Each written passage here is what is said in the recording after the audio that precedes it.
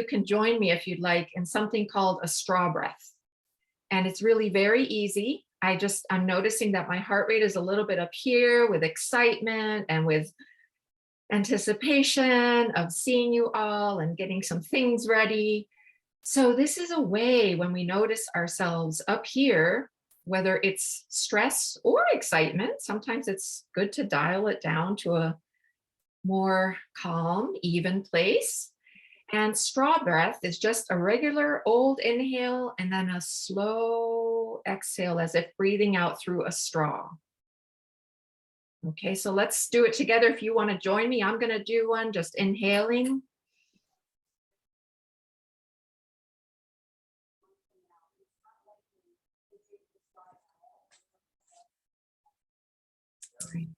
Nice, I could feel my heart rate actually just a couple of beats slowing down as I exhaled. All right. So just a reminder that I am Heidi Fischbach, and the reason that I'm doing this class is that I help people feel at home in their bodies so that they can have a sense of belonging wherever in the world they are. I've been doing this for about 20 years, first as a massage therapist, and I know some of you knew me from those days a long time ago. And now as a nervous system regulation and transformation coach. And my program, the way I work with people, has three components. And the first one is a powerful science-backed music-based intervention that resets the nervous system. The second part is training and education, similar to what we're having tonight, and then just deeper and more specific to who I'm working with. And the third component is deep presence, one-on-one sessions, and sometimes also in small groups where we are present for each other. As a child, I actually didn't feel safe.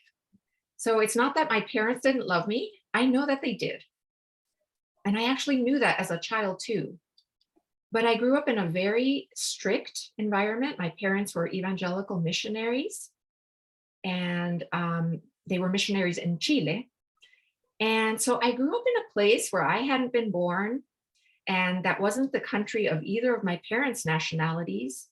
And it was a wonderful place. I have no regrets about having grown up in Chile. It gave me huge gifts. And there was something difficult about the environment that I grew up with. And it had to do with always feeling like I was from somewhere else, that I wasn't completely from the place where I was living. And part of this also was that there was a fundamental belief in the church that my parents were with, that only by becoming saved could I one day go to heaven or hell. And of course, you would want to go to heaven. And that didn't happen until after you died. So here on earth, there wasn't really a possibility for 100% safety. It was like one day in heaven. And the other part of this was that my body was a source of what would take me to hell. So my body was what could lead me into sin, which would eventually take me to hell. So there was like a constant looking over my shoulder. What am I doing wrong? Which was the same for what am I feeling wrong? What am I believing wrong? So basically anything that had to do with myself was not safe. And there was a way that I didn't have a self to trust. When I was 11 years old, my parents sent me and my brother, who was 10 months younger, to a boarding school, a residential school for children of missionaries in Ecuador.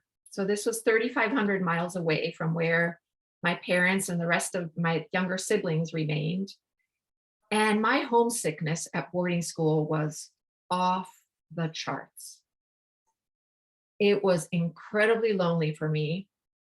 And there was a sense too that since I didn't have myself, right, I didn't trust my feelings, my body, um, that that it was even more lonely. So what was familiar? What could be trusted? So the level of not feeling safe was so strong.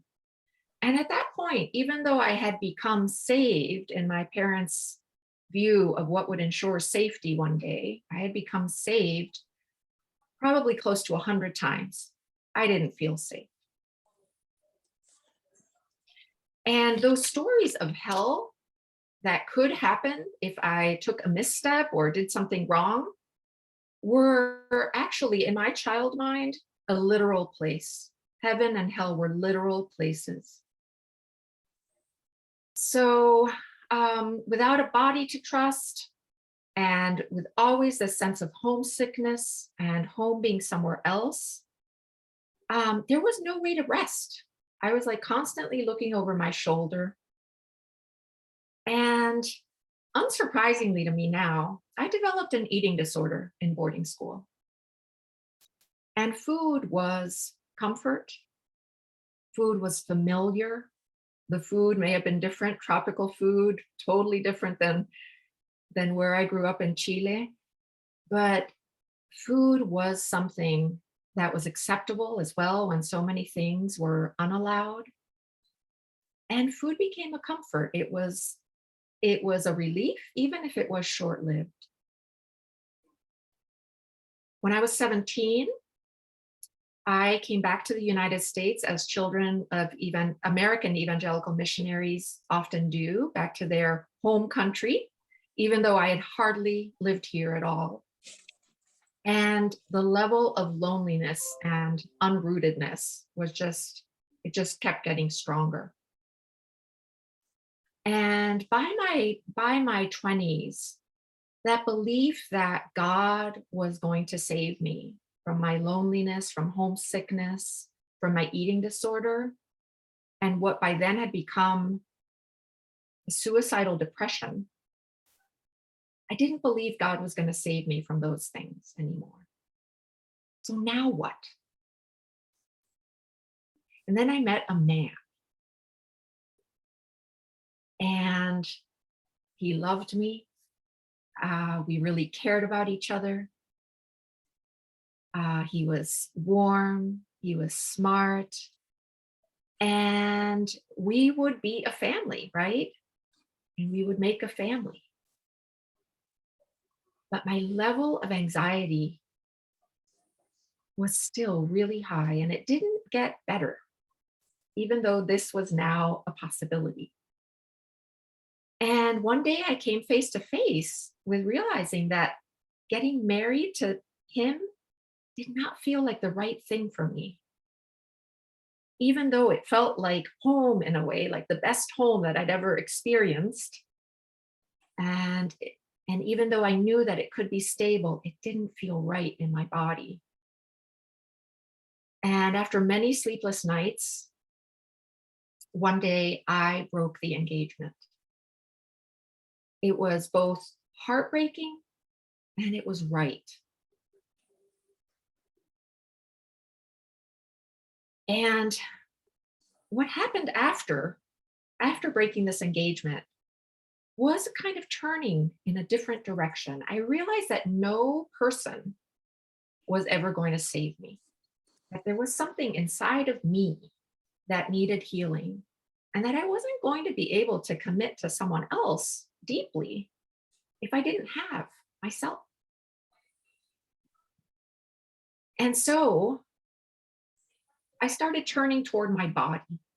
I went to massage school. That was one of the first things I did. I wanted to work with people in a body centered kind of way. And that, even though it's so literal, it also was just so, I knew the experience of receiving massages and I knew what it did for my anxiety. And it was somehow linked, this like very in the moment body experience with how it helped my anxiety.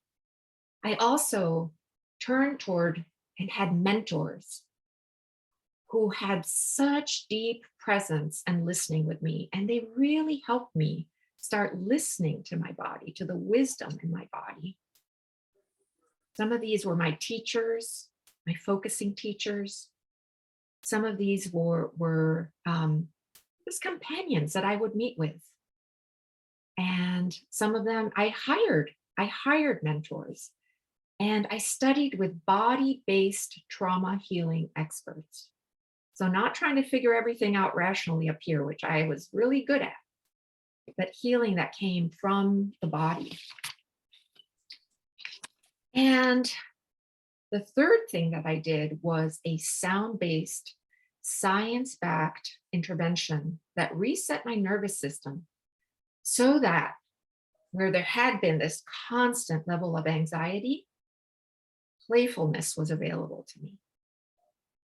And where I'd been hypervigilant, always looking over my shoulder and noticing everything, there was a high level of awareness, but noticing everything in a very anxious way, there had been developing a friendly curiosity. And that self-compassion was a total game changer.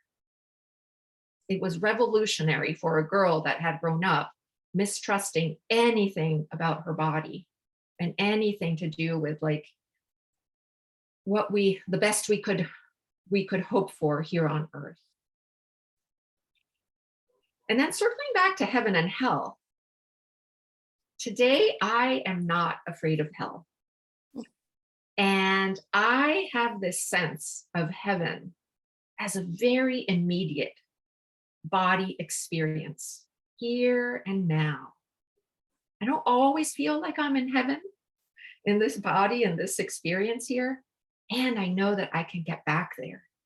And I don't have to wait for it one day.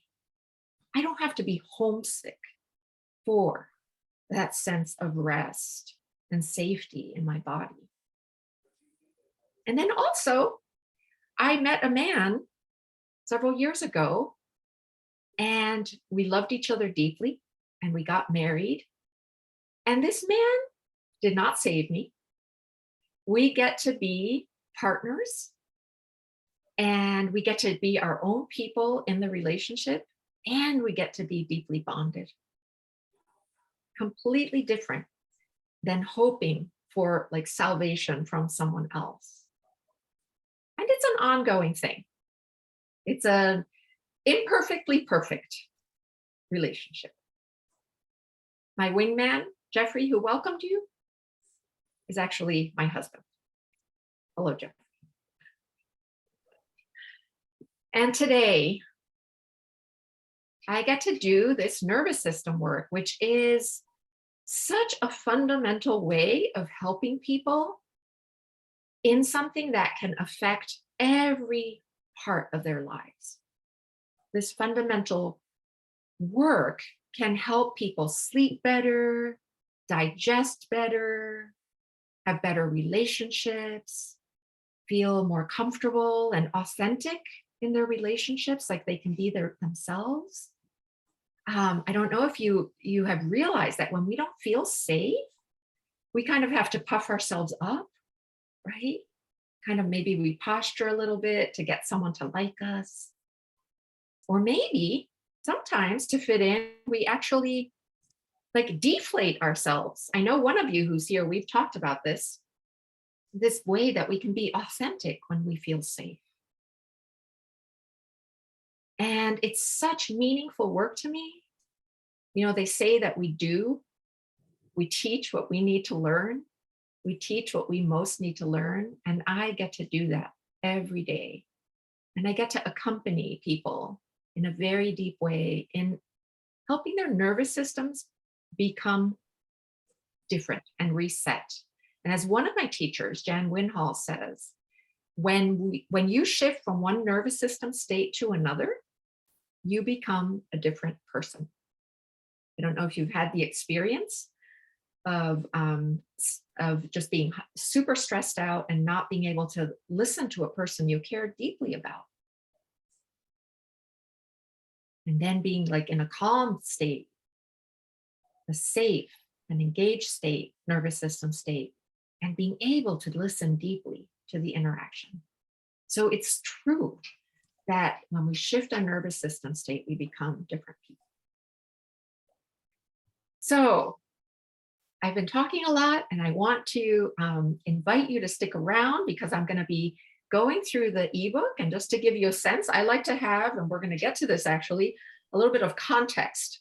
It helps me feel safe. And it's actually one of the elements that helps our creature nervous systems feel safe is to understand the context of what we're doing. So this ebook is about 20 pages long. And like I said, it's symbol and picture heavy. And it's going to have some things that will help you, I hope, find yourself. And find yourself when you're in a stressed out state, when you're in a regulated and feeling safe and engaged state, and maybe in a state too where things have gotten so hard that you're shutting down. But I'm getting a little bit ahead of myself.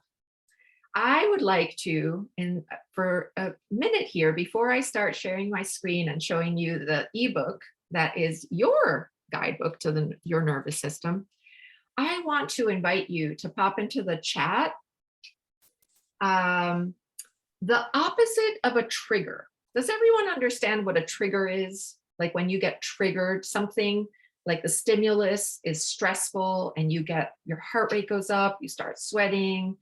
Something is triggering, makes you be reactive. Let me just get a show of hands if you understand what it means to feel triggered.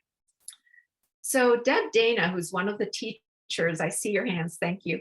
One of the teachers of polyvagal theory of the nervous system has a word that I love, which is the opposite of triggers, and it's a glimmer. So our nervous systems are really good at and used to finding triggers and responding to triggers because our nervous systems are all in the interest of safety and survival. So we have an ingrained way of noticing what's wrong. And a glimmer is actually noticing something that's pleasant or something that's surprising in a curious way that makes you feel good. So I'm just gonna have you pop into the chat maybe a glimmer that you had in your day or in the last couple of days. It could even be an interaction with a clerk at the supermarket. I don't know, there's just so many. And when we start noticing them, which my clients get really good at, they're contagious. You know, I'm seeing here my dog greeting me in the yard, Jeffrey, is a glimmer. Yes, Jeffrey's dog loves to run. At the first glimpse of Jeffrey, she is like sprinting to get to him and be with him. Jeffrey, can you read maybe a few more of the glimmers? You're muted, Jeffrey. Thank you. That was a glimmer. How kindly you reminded me to unmute myself. So we have bubble tea during lunch, yay. Receiving a compliment, a bike ride along the lakeshore, dancing, yes. Delighting in nature, yes, and yes. Lovely. I love those. I love those. We also have this amazing thing called mirror neurons. When someone mentions something that happened to them that delighted them, do you sometimes get a hit in your own body and you know what that feels like and you can just so easily be right there? Yeah. So thank you for sharing those. Okay. Let me let's see here, get my ducks lined up for sharing the screen. And actually, while I'm doing that, not quite yet, actually, Jeffrey, give me a moment. I've had requests for the book already, so I thought we got to get it out there soon. Okay. All right. Let me just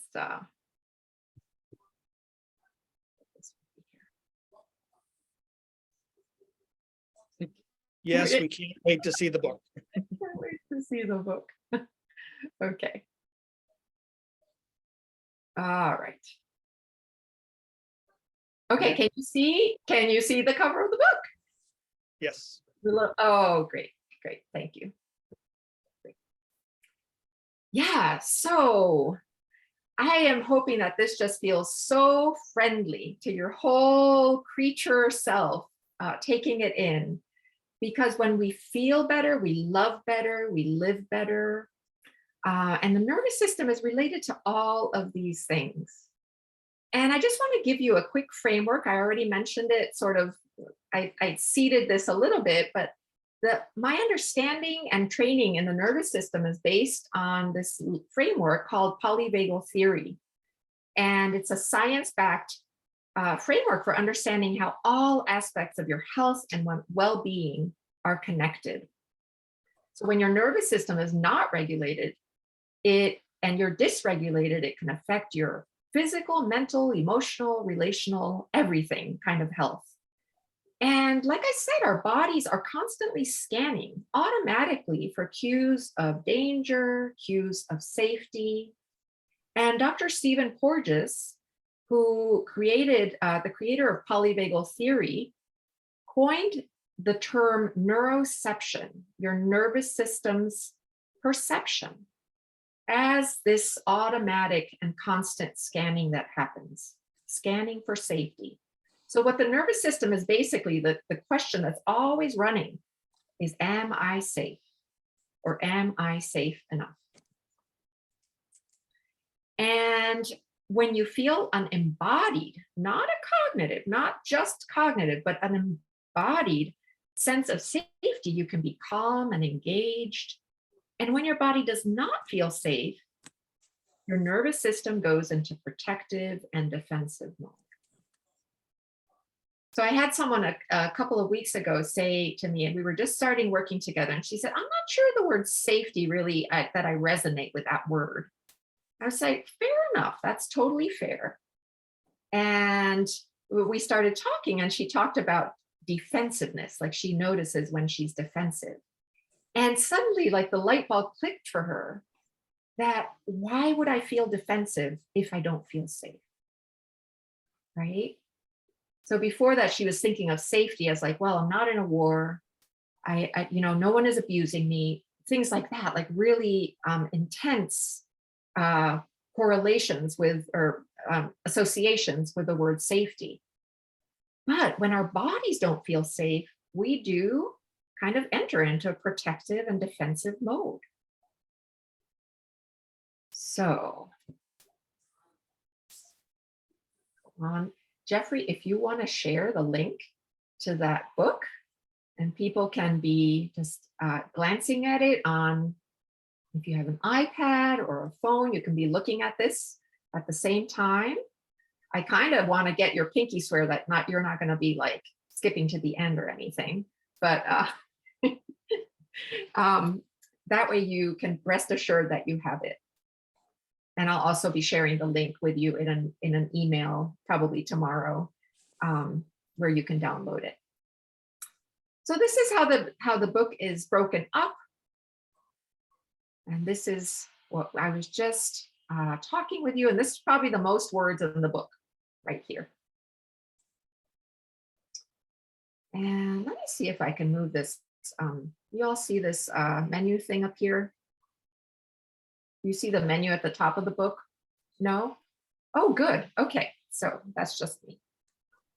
So these 3 predictable body-based pathways of response to those automatic and constant cues that we're reading, the earliest one that we creatures, animals, developed was a nervous system state that's all about freezing and shutting down when there's threat, when you're not feeling safe. So if you think of like an animal playing dead so that it's so that a captor wouldn't see it.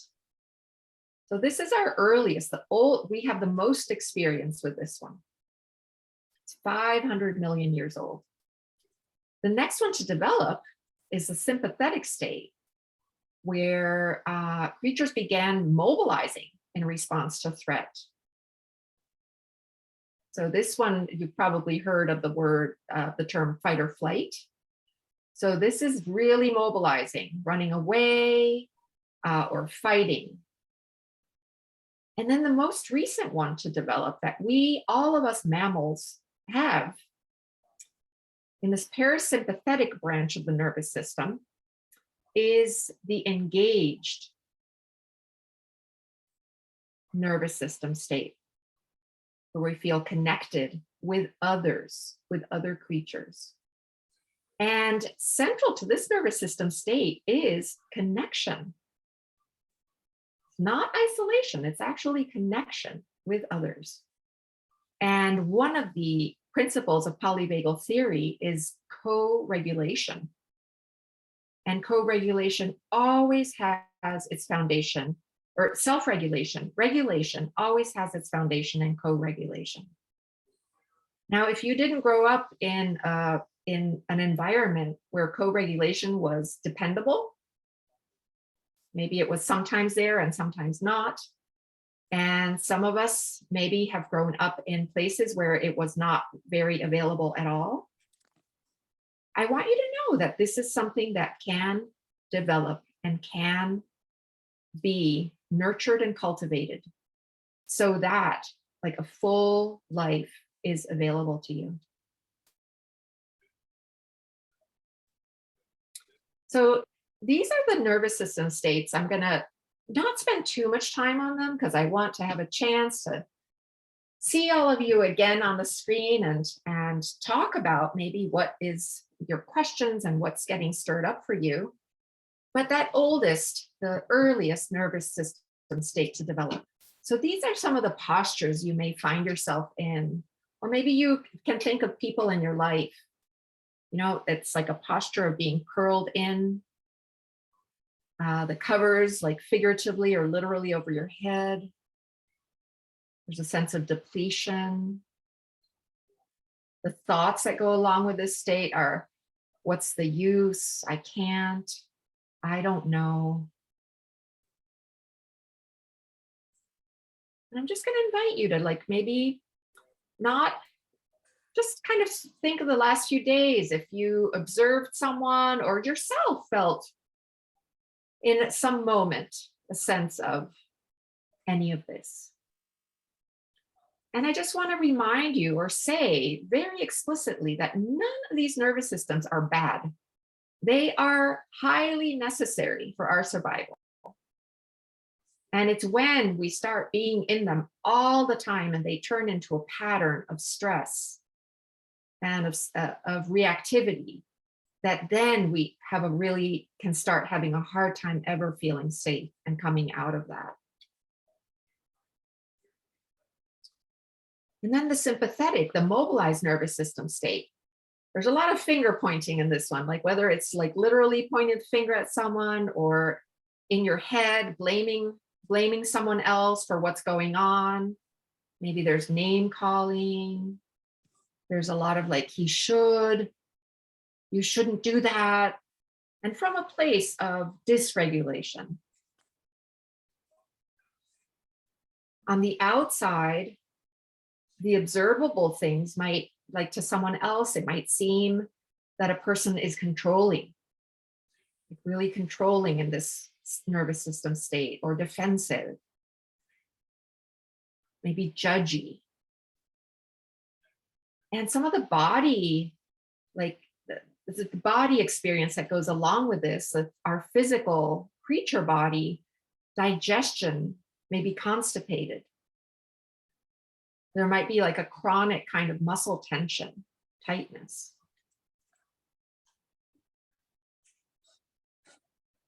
And then in ventral vagal, the engaged, safe, and connected nervous system state, we can feel calm and energized as needed.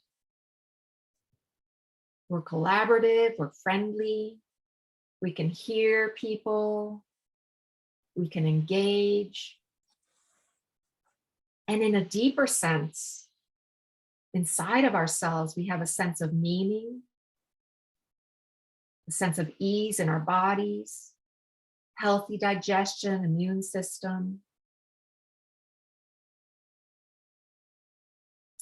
I also want to just touch on combination states.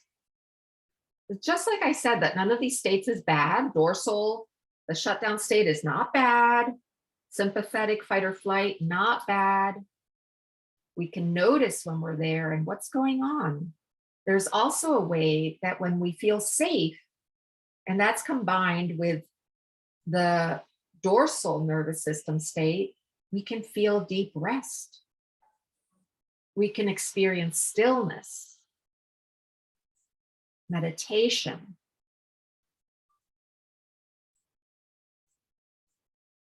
And when that safe nervous system state is combined with mobilized, there's play, there's movement. I hope you're finding yourself in some of these figures as well.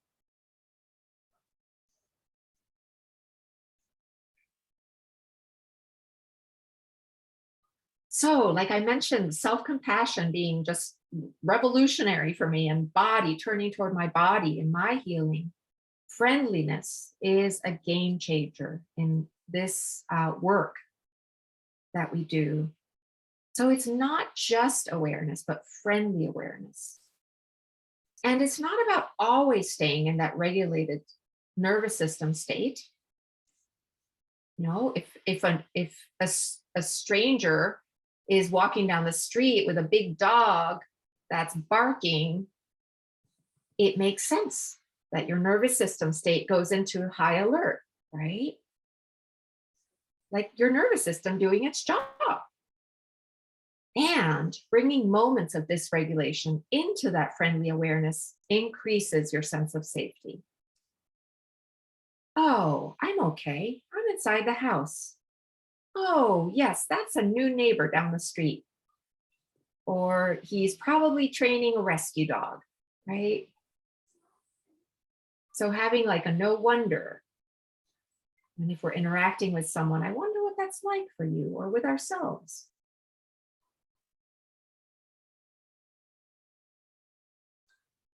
So one of the things that's really important in being able to come back to a place of calm and connected, engaged, is identifying your nervous state. It's like finding the you are here on a map. So just like if you were hiking and you didn't know, if you looked at a map and it didn't tell you where you are, it would be hard to get to where you want to go. It can be really helpful to identify the cues that are letting you know that you've left safe and engaged. And I like to say, like, how do you know you're stressed out? What's happening? Are you feeling defensive? Did you start pacing? Did you yell at someone in traffic? Notice what's happening.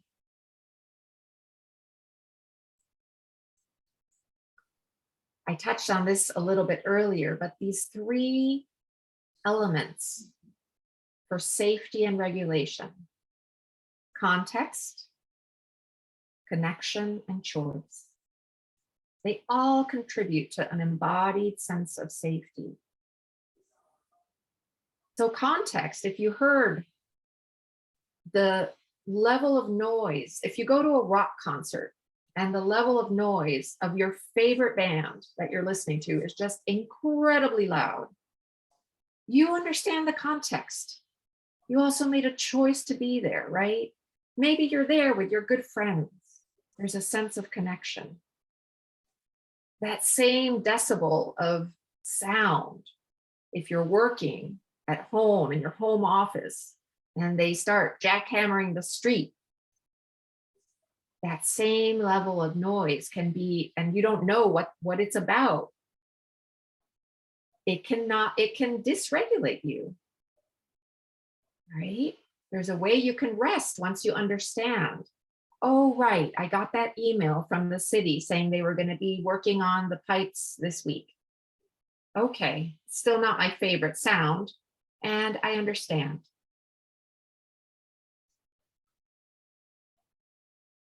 I know I'm going through these a little bit quickly, but we'll have a chance to come all back together in a few moments. And then I wanted you to have kind of a little breadcrumb trail. Like if you just like open this page of the book and look at it, and 5 steps to get you back to calm and connection when you've lost it, when you notice whatever one of those cues is, or I'm really stressed out. So the first thing is noticing you aren't calm, right? The second one is then getting curious in a friendly way. What lets you know? What are the cues in your body? What's your heart rate doing? What are your thoughts doing? Are they like really like a rabbit hole of worry? How's it feeling in your chest and your stomach?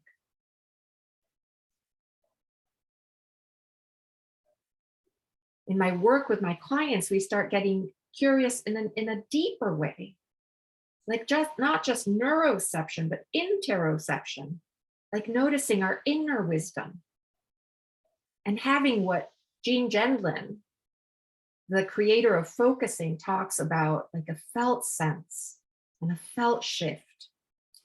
When we notice our body in that under the surface way. And then identifying your state, that you are here on the map. What nervous system state are you in? Are you in fight, flight, or are you in shutdown?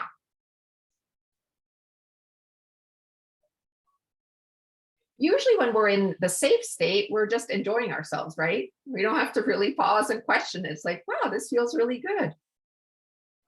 And that's good to notice too. That's where the glimmers are. And then I'm going to be in the next few pages just listing things, suggestions, ideas for coming out of those dysregulated nervous system states. Ideas that are specific to the 2 dysregulated states. And I invite you to try just one and see what happens. Does that help? Maybe you want to give another one a try. And then this one is so important. Pat yourself on the back. Like celebrate you. Even ask your friend, your partner to help you with that. Like, let's just take a moment and celebrate. This was a moment. I did this thing. I was having a really crappy day. I did this thing and I'm okay.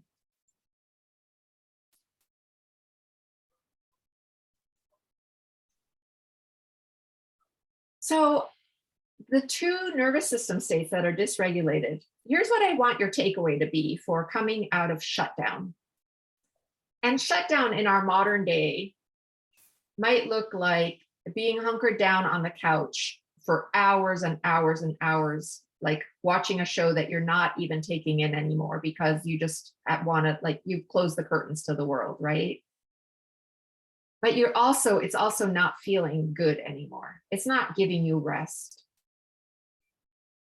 So the takeaway for all of these ideas that have to do with coming out of freeze and shutdown state have to do with moving.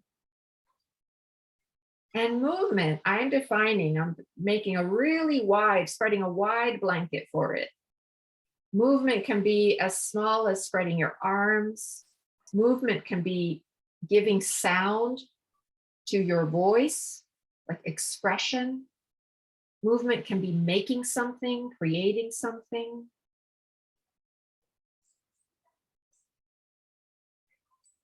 So here are some ideas. Looking up and around. When we're in shutdown, we often are looking down. Our shoulders are rolled forward. We're looking down. We might have our gaze in the middle distance. We're not really seeing things. So looking up and around, maybe going to the window, looking out, naming things out loud. Speaking with yourself kindly. Here's some more ideas for coming out of freeze, shutdown. Taking a shower, bonus points for making it as cold as possible. Taking a breath, that you actually notice. And I have a link here. Don't press it now if you're looking at your ebook at home. To me, taking you through a box breath so you can do it with me. And this one, I love this one. Notice your thoughts. You know, those thoughts like, what's the use? I can't. Notice them as simply thoughts and practice being less impressed by your thoughts. And I promise you that noticing them just as thought already right there puts a little distance between that thought that you were so identified with. Cooking, baking, making something in the kitchen is one of my favorite ways to come out of shutdown. Drawing, painting, sewing, playing an instrument, singing. In some way, you're getting the point. The little symbol for play, right? Move, play. All right, I'm going to move on to the sympathetic, to when we're in a mobilized state. Help, I'm in fight flight. So the takeaway for coming out of the fight flight mode of the nervous system is to pause, to feel the ground supporting you, to rest.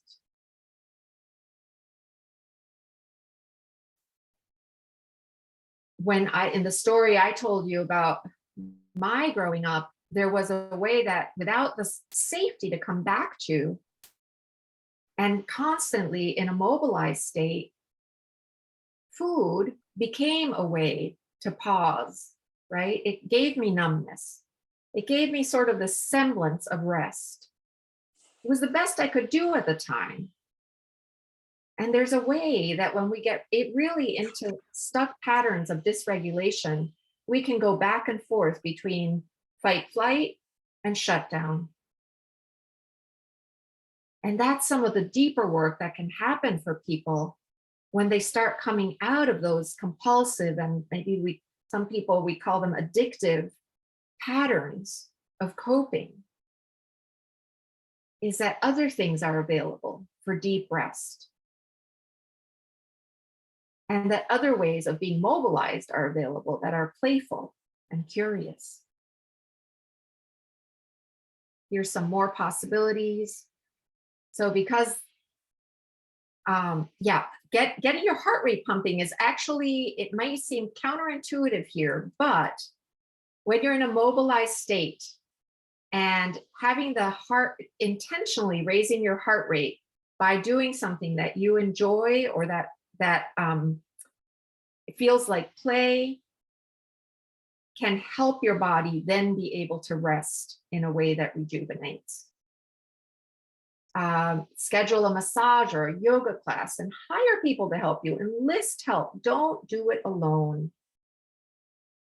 So remember, co-regulation is so key for our sense of safety. Call a friend. Soften your jaw. Doing any of these in an intentional way can be so helpful for at least putting a foot in that safe nervous system state. And like I said earlier, the point isn't to 100% of the time be in that safe state. The point is to recognize when you're not and know how to make your way back. Right? Okay, friends. So I promised that this would be an hour, and I'm a little bit close to the hour. And I just want to tell you about a client of mine who is just such a great example of what can change when our nervous system changes, when our nervous system state changes, and when our nervous system is reset so that it can more easily get back to a sense of safety. So my client, Casey, when we started working together, was experiencing such a high degree of back pain and such a low mood that it was hard for her to get out of bed sometimes. And there were days when, like, for days in a row, it was like a huge challenge for her to get out of bed. And she talked about, we when we set an intention for our work together, she talked about wanting to get through a day without freaking out or freezing, without just losing her shit or shutting down. Like one day without, with at least once when that didn't happen in response to stress. And she also hadn't felt comfortable connecting with people socially for a long time. And as we started working together, several weeks into working together, actually, she mentioned, because we were noticing glimmers and celebrations at the beginning, no matter how difficult things were. It's something that we kind of keep our eyes open for. And she said, well, I drove home from work today and I didn't want to kill anyone. And I was like, yay, like celebration. Yes. Like I love being able to work with people at exactly what they're struggling with. And there is no celebration that does not count. Okay. So someone saying, I was able to get out of bed, huge celebration. Sometimes we just have glimmers, right? Something like I was actually able to take in that sunset when everything, and when I'm not used to noticing anything that pleases me. And about halfway through working together, Casey started our session with, I need to backtrack and tell you, one of the things she wanted was to connect more with her partner. She felt really disconnected from him. And he was the one person that she was like sharing space with, right? Socially. So about halfway through our working together, she said that her partner had said to her, I don't really understand what you're doing in that nervous system reset program, but whatever it is, keep doing it. You seem happy. So another client, the not Casey, a couple of weeks ago said that her partner said to her, it's really nice to get to see you not in bed. So I love when partners and friends and other people start noticing in unprompted ways, people changing and other things being available to them, right? So over the weeks of working together, Casey just kept changing. She like emailed me between a couple of sessions that we had scheduled, and she said, I feel a sense of lightness. I feel like all the parts of me are getting along with each other. Like there's no longer shouting going on inside of myself. And there was this friendliness, and we were cultivating it. And we were also doing that from the body up, science-backed music intervention during this time, as well as working together in person. And toward the end of working together, she was not only walking around her block, she had been afraid to walk because with her back pain, there was like a compromised sense of balance too. She was experiencing 50% less back pain, a lot less some days. And she was riding her scooter around the city that she lives in. So her nervous system being able to change went from, right, Lizzie? Went from being afraid to walk down her block to riding her scooter in a city and actually going on like social weekends with the club of people in her city that love to scooter. And I mentioned Casey, and I mentioned as one example, because other people I work with have their own examples. Like my client who was so used to being in that sympathetic mode of trying to fix everything around her. And her son, her teenage son, always said how controlling she was. And stop being in my business. You're so controlling. And she one day started our session with, my son just said to me, Mom, you're being so normal. So, I don't know if normal is like an intention that all of us want, but when a teenage kid says that you're being normal, It was a huge celebration for her. So I mentioned those just as some examples to say the kind of things that can change when your nervous system is able to regulate as needed, when you're able to rest and feel rejuvenated, when you're able to move and interact and play, right? When there's like a flow between all these states, and when there's friendly awareness when you've left that safe state. So I'm going to invite my wingman, Jeffrey, to pop a link into the chat. If you would like to, you will leave today with the nervous system guide. It's yours. I wish I could have put all of your names in the your part. But you can leave with that. And if you would like to talk about the possibility of doing some of this deeper work, more supported work, I invite you to put yourself in my calendar. This is a week that I have saved for maybe you, people like you who are curious about what could happen for you if your nervous system were working in a more regulated way. Maybe and even if working together in a deeper way isn't for you, maybe even talking about your version of Casey's, it's hard for me to get out of bed.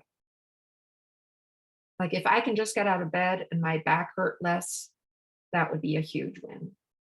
So like your version of a challenge that you would like to see be able to change. Because in this work that we do on the nervous system, we don't make change happen. We don't like say this needs to happen. I don't tell Casey that she needs to do an exercise routine that's going to strengthen her back. What happens is that a different way of being is available to her. And something has shifted and she wants to go out for a walk and she wants to ride her scooter. So don't feel rude if you like go and just have a peek at the calendar, but also just feel free to save that. And it's also at the save the link. It's also at the end of your guidebook. If you'd like to, if you want to circle back around to it after looking at the guidebook and put yourself in my calendar. I really would love the opportunity to chat with you privately about your nervous system.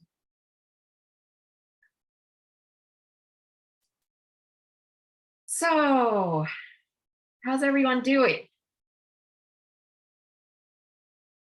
Let me ask this, any felt shifts? Like we can experience a felt sense of how something is, and then we can also, to use Jean Gendlin's words, we can experience a felt shift, like something inside you maybe settled into place in a different way. Like maybe there's a little sense of possibility for a situation that has been difficult for you, or a different way of seeing it, a different perspective. Anyone willing to say a couple of words in relation to that? And I promise you, it's an act of generosity to share a little bit about what it's like for you. Yeah. I'd like to say, this cat that I have is new. I haven't have her for about maybe 10 days. She's been sitting on my arm for the last, more or less, since the beginning. And I've just become so aware in you're talking about these things, just so aware of that sense of calming down and just being here. It's been so easy to listen to you. And I don't think I would have been as aware of that, but because of what we're talking about. So thank you for that. It's been lovely. Oh, Tom. Thank you for sharing your cat with us too. Mm. Cat creatures, pets are wonderful co-regulators, wonderful co-regulators. So glad you have this cat.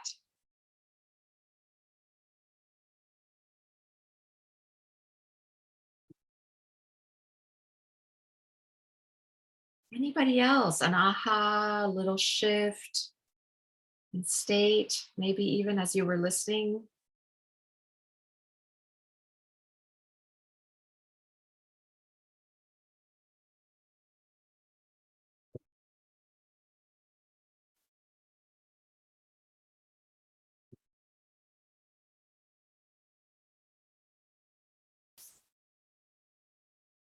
Yeah, Lizzie. Actually, what came to me was all my family members that I wish I had have told about this talk, and would love to share the book with. Is it possible to share it with them? Yes. Or is it? Yes, I actually, I will tell you that I had a couple of people who couldn't make it because of their schedules. So I will probably be offering it again. And on, actually, I think it's September 14th. I will be having I will be sharing a free masterclass called 3 Keys to Calm. And it would go over some of these same things. So you're welcome to invite them to that. You're welcome to come. I have clients, people on my mail list that come to every single class I offer that's free. And I just am so happy to see them every time. So I don't want you to feel bad about that at all. I always hear something different, even when I hear the same thing, if it's something, you know, that interests me. So maybe it's that way for you. It can be that way for you as well.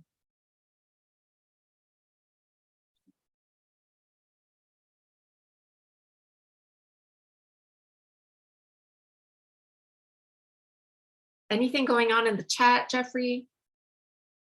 No? Okay.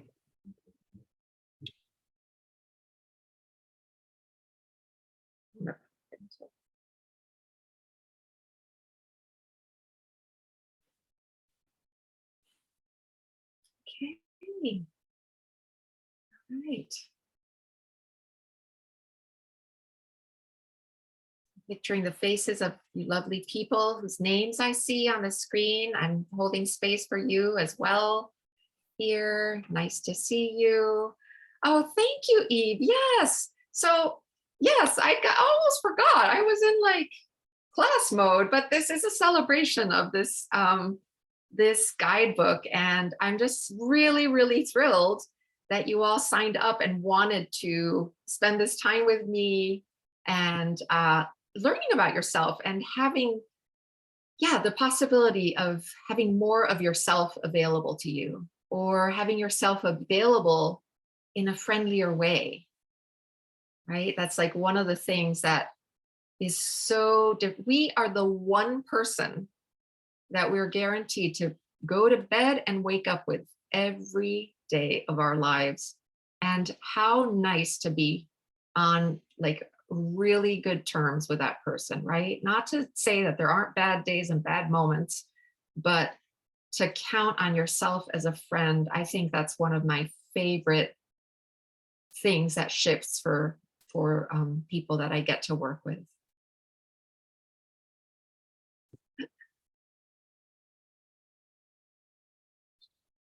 Let's see, can't wait.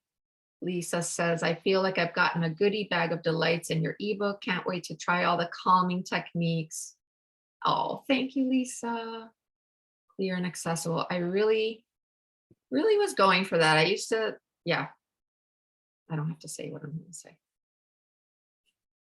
One of the things that has come for me, it's a work in progress, but clarity from this nervous system work, right? Being able to get more quickly to the heart of a matter, or to what I really want. Yeah. And sometimes as I'm saying something, that's not useful. Being able to do that in a friendly way. Yeah. Okay, dear friends, you know how to reach me. Feel free to put yourself in my calendar. You have my email as well. And stay tuned for the next masterclass. And in case I offer another review of the guidebook as well, Lizzie. You're so welcome, Irene. Thank you, Heidi.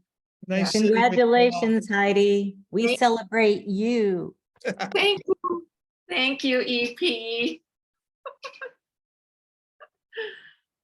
Thank you. Thank Bye. Sleep well. Yeah.